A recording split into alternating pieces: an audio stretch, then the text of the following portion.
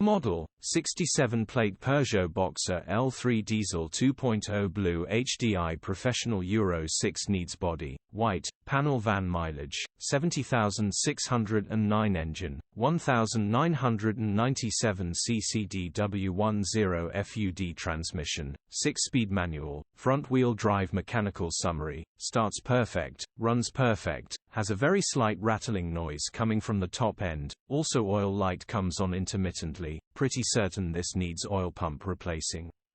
Hence, the lack of oil to the top of engines and rockers are slightly noisy.